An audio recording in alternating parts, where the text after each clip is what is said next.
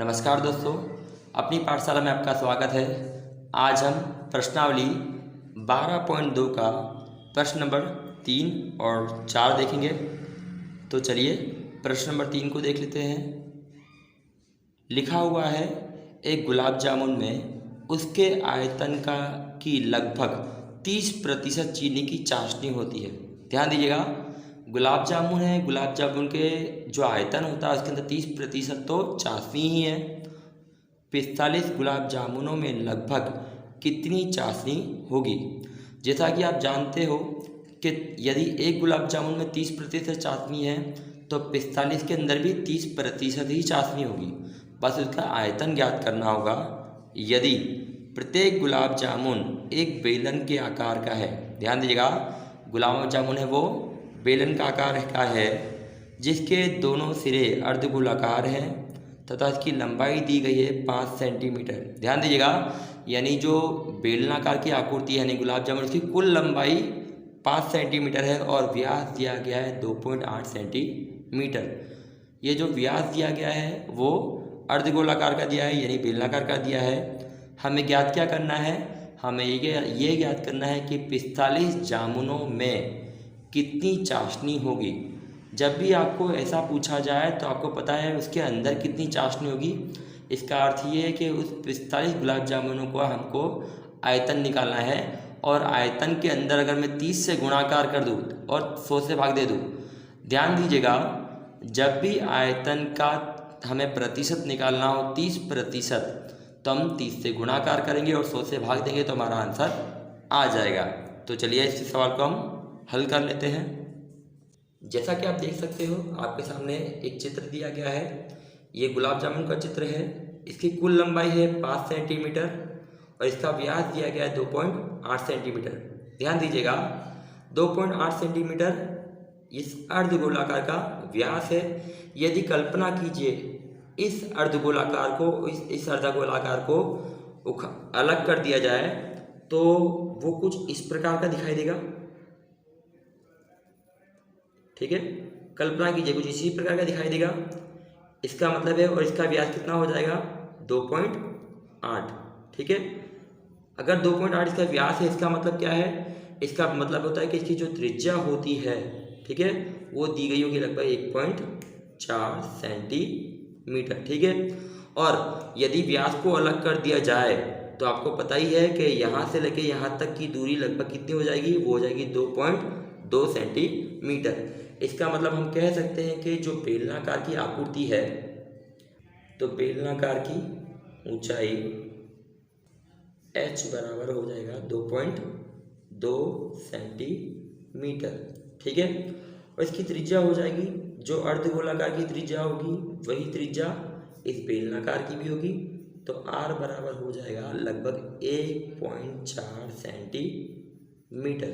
ठीक है, तो यदि इस कैप्सूल जैसे गुलाब जामुन का हम आयतन निकाल लें तो, और इसका हम 30% निकाल लें तो हमें चाशनी का आयतन मिल जाएगा। तो हम लिख देंगे चाशनी का आयतन बराबर, ध्यान दीजिएगा, चाशनी का आयतन बराबर क्या होगा? हम लिखेंगे सबसे पहले कोष्ठक के अंदर बेलनाकार का आयतन, ध्यान दीजिएगा, बेलनाकार का आयतन प्लस 2 अर्धगोलाकार का आयतन, 2 अर्धगोलों का आयतन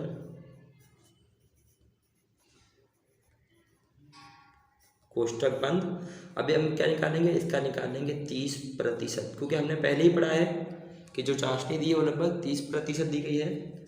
बेलनाकार का आयतन होता है पाई r स्क्वायर h। ठीक है, प्लस 2 का 2 अर्धगोलाकार का आयतन होता है 2/3 पाई r घन।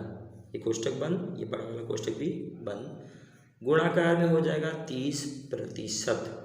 ठीक है, जैसा कि हम इन दोनों में देख सकते हैं कि यहाँ भी पाई आर स्क्वायर कॉमन है और यहाँ भी पाई आर स्क्वायर कॉमन है। यदि हम इसे बाहर निकाल लें तो यहाँ से पाई आर स्क्वायर चला जाएगा, तो हम लिख देते हैं बाहर पाई आर स्क्वायर। ठीक है, कोष्ठक में पाई आर स्क्वायर बाहर निकल गया तो बचा अंदर h प्लस 2 का 2, ठीक है।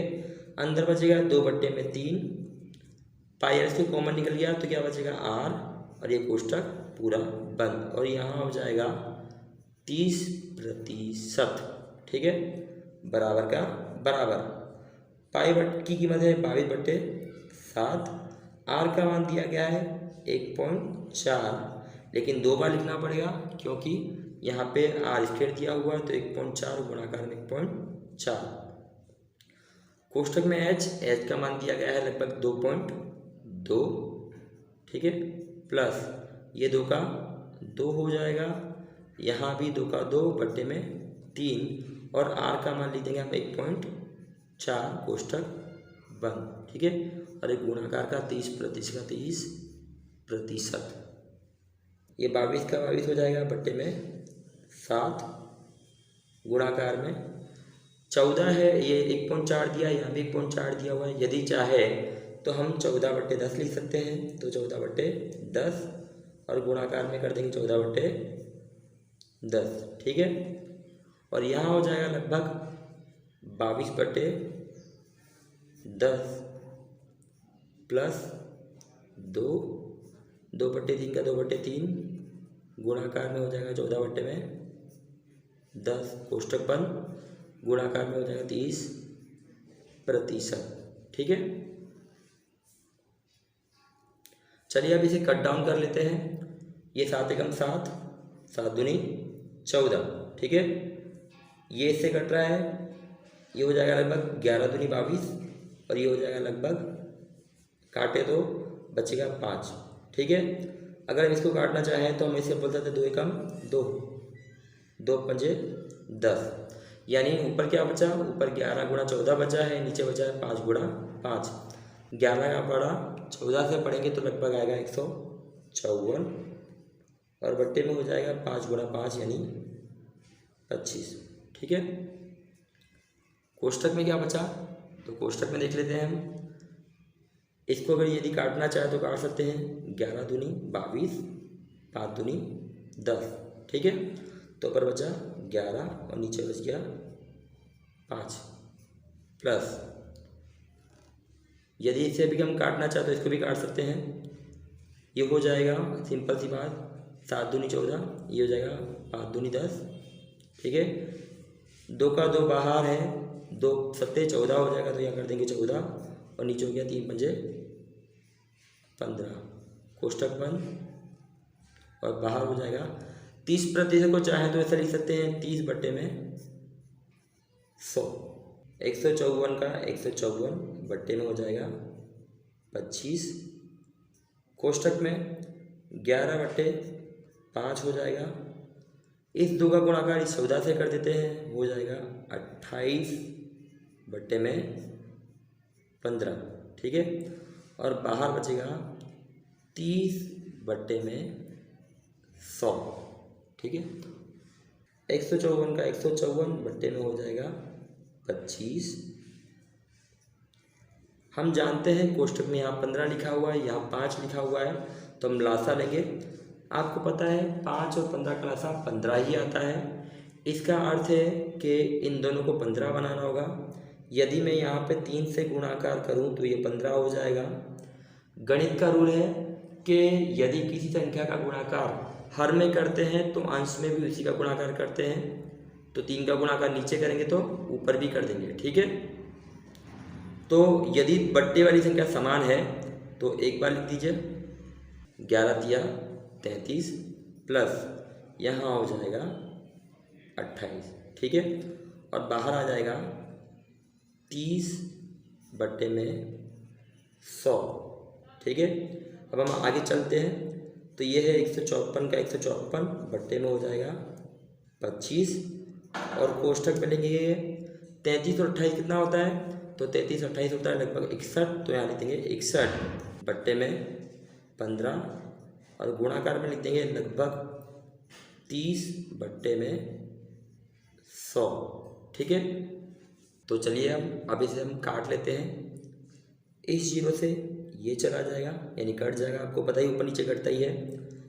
इस 3 एकम 3 से ये 3 पंजे 15 कट जाएगा, यानी बट्टे में क्या बचा, 5 बचा। ठीक है, अब चलिए हम इसका धीमे धीमे गुणाकार कर देते हैं। तो हम इसको ऐसे लिख सकते हैं 154 गुणाकार में 61।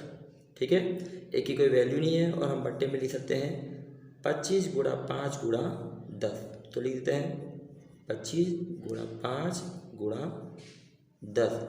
ध्यान दिएगा, ये जो मान आया है वो एक गुलाब जामुन में चाशनी का आयतन आया है। ठीक है, तो चलिए हम 45 गुलाब जामुनों में चाशनी का आयतन कितना होगा वो ज्ञात कर लेते हैं। जैसा कि आप देख सकते हो 45 गुलाब जामुन में चाशनी का आयतन। तो ठीक है, 45 का 45 क्योंकि यहाँ 45 लिखा है, गुणाकार में एक गुलाब जामुन में चाशनी का आयतन इतना आया था तो हमने 45 का गुणाकार कर दिया। ठीक है, यानी इसका आंसर वही आएगा जो कि 45 गुलाब जामुन में आयतन का आंसर आएगा। तो चलिए हम इसे भी काट लेते हैं। जैसा कि आप जानते हो ये 45 लिखा हुआ है और ये 5 लिखा हुआ है। 45 और 5 में 5 से भाग जाता है, 5 एकम ये 5 हो जाएगा और ये हो जाएगा 5 9 45। ठीक है, यदि 9 का गुणाकार 154 और 61 से किया जाए तो आपको प्राप्त होगा लगभग 84,546। ठीक है, 84,546 प्राप्त होगा। आप गुणाकार कर सकते हो और बट्टे में है लिखा हुआ 25 गुणा 10। ठीक है, जैसा कि आप जानते हो कि यदि भागाकार में 100 हो, 1000 हो या 10,000 हो तो भाग देना थोड़ा ज़्यादा सरल हो जाता है। यदि 25 को मैं 4 से गुणाकार कर दूं तो ये भी 100 हो जाएगा। यदि बट्टे में 4 से गुणाकार करूंगा तो ऊपर भी 4 से गुणाकार करना होगा। तो चलिए हम नीचे और ऊपर दोनों में 4 से गुणाकार कर देते हैं।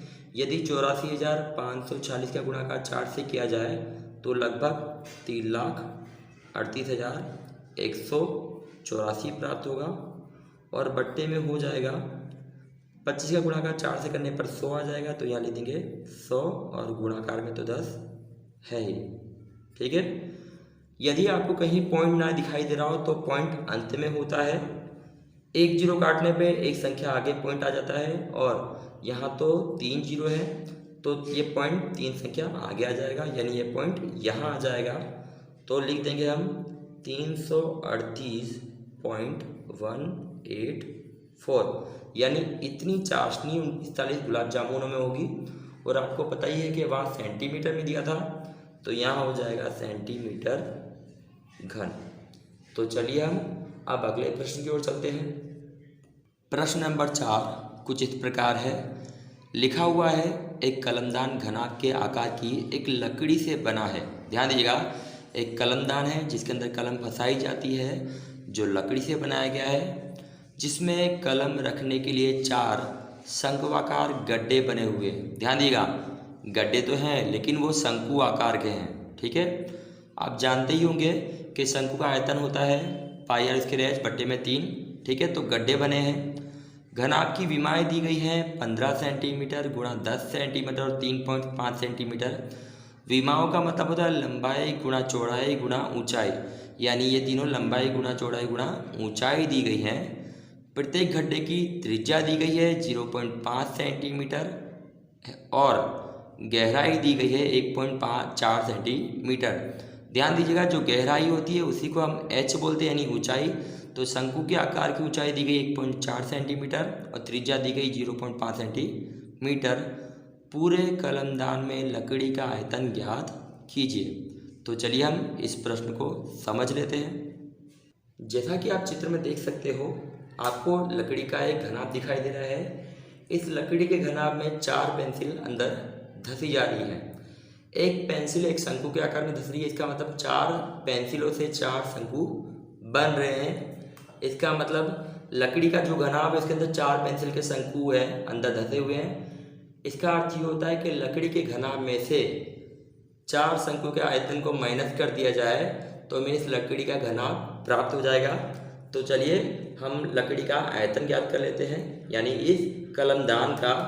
तो लिखेंगे कलमदान का आयतन बराबर, कलमदान के आयतन के लिए हम कुछ नहीं करेंगे तो हम वही लिखेंगे कि सबसे पहले तो घनाभ का आयतन, घनाभ का आयतन जो भी होता हो आपको पता ही है, इसका आयतन लंबाई गुणा चौड़ाई होता है, लंबाई गुणा चौड़ाई गुणा ऊंचाई माइनस, ठीक है, जो शंकु दिए, शंकु कितने दिए, हमें 4 दिए हैं, तो हम लिखेंगे 4 शंक्वाकार का आयतन, ठीक है।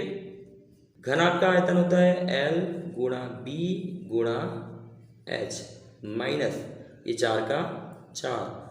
शंकु आकार का आयतन होता है पाई R स्क्वायर H बट्टे में 3। ध्यान दीजिएगा यह बट्टे में 3 आता है।